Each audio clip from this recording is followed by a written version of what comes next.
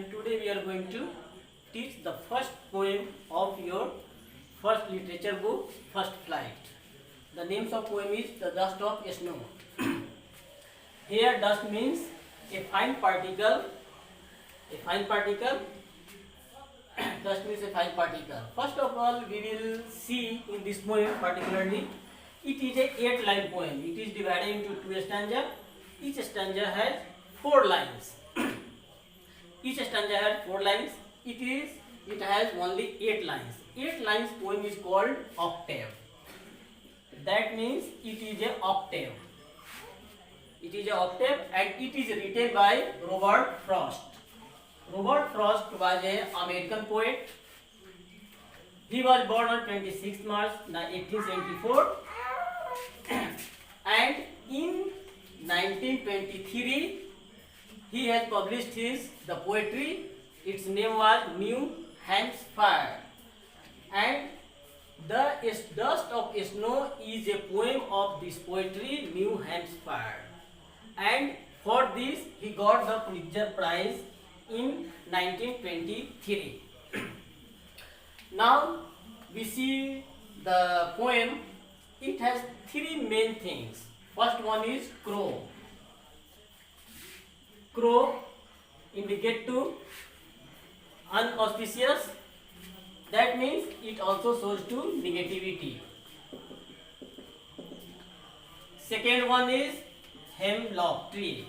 Hemlock tree is a poisonous tree. It is look like a Xmas tree and it has a white flowers. That means hemlock tree also shows to negativity. Third one is poet's mood. Poet's mood was sad.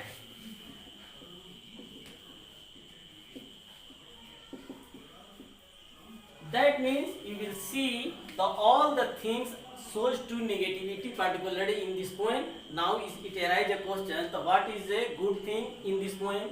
If all the things are negativity, then what is good? Here we will see the role of nature. Nature has ability to change our mood, negativity to positivity. So a little incident of the nature shows the mood of poet. Poet was so upset. He was so upset that he wants to suicide. But the incident of nature changed his mood and he lead his life is happily. Then, first of all, now we are going to see some poetic devices of particularly this poem. Poetic device, for that we will see the rhyming word of the stanza. Here, crow and snow. It is a rhyme word. We indicate it to A. That means A and A. Second, me and tree. Both are the rhyming word. We indicate it B. That means we can say that the rhyming scheme of this poem is A-B-A-B. Like that, in second stanza, you will see the rhyming word is heard and part. You indicate it A and A. Mood and rude, you indicate B and B. That means the rhyme scheme of this poem is A-B-A-B. Now we will see the figure of speech after reading this poem. Now I am going to describe this poem particularly. The poem shows here poet indicate to crow, but he did not mention the position of the crow. Either he was seated on the tree, or he comes outside on the tree, or he wants to just fly from the tree. The poet did not describe particularly the position of the crow. But crow is a very important thing, particularly in this poem. Now we go through the poem. The way a crow swooped down on me. That means the situation was that there was a tree, hemlock tree. The poet was under the tree and he was in the sad mood, very upset. And there was a crow on the tree. By any way, the crow shook the branches of the tree and that's why the dust of snow just fall over the poet.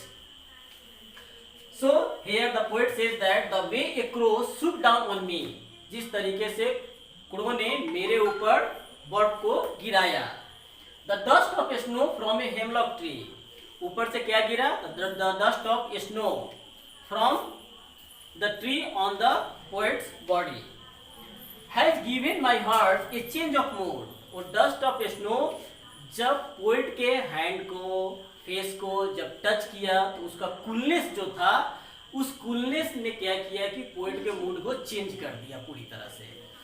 और negativity के बारे में कहा जाता है कि एक बार अगर आपके दिमाग से निगेटिविटी अगर हट जाए तो दोबारा नहीं आ सकता है. पर्टिकुलरली वही निगेटिविटी, दूसरी निगेटिविटी आ सकती है, लेकिन एक जो निगेटिविटी आपके अंदर है, आप किसी बात को लेकर अगर उदास हैं और किसी भी कारणवश वह निगेटिविटी अगर आपके ब्रेन से आउट हो जाता है तो फिर दोबारा वही निगेटिविटी नहीं आ सकता है. तो उस समय एक कूलनेस ऑफ आइस जो था, कूलनेस ऑफ स्नो जो था, उसने क्या कर दिया कि पोइट के मूड को चेंज कर दिया. And save some part of the day I had ruled. और उसके बाद पोइट ने जो सोचा था कि वो आगे अब काम नहीं करेगा, वो सैड होकर जो बैठ गया था, उसने क्या कर दिया, उसके मूड को चेंज कर दिया, उसके निगेटिविटी को पॉजिटिविटी में बदल दिया और फिर से वो री एनर्जेटिक हो गया और फिर वो अपने काम पर चला गया. यहाँ पे एक चीज बताया जा रहा है कि नेचर जो है स्पीचलेस को कम्युनिकेट करता है ह्यूमन बीइंग से, और ह्यूमन बीइंग को बहुत तरीकों से सहायता करता है, बहुत ही तरीकों से सहायता करता है. हाँ, इसलिए नेचर में बहुत सारा चीज पाया जाता है जो क्या करता है, हमारे मूड को चेंज करने की एबिलिटी नेचर के अंदर है. तो यहाँ नेचर की इंपॉर्टेंस को बताया गया है, उसकी हर एक इंसिडेंट जो है वो हमको सहायता करता है. And the rhyme, the figure of speech in this poem is alliteration.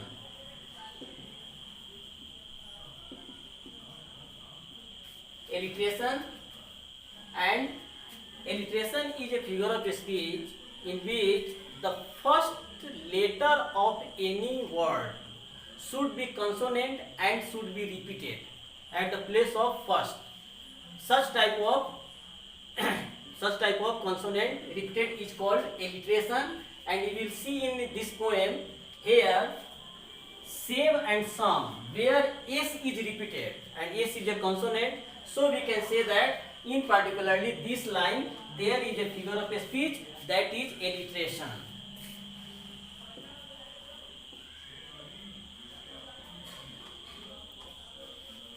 Okay, thank you.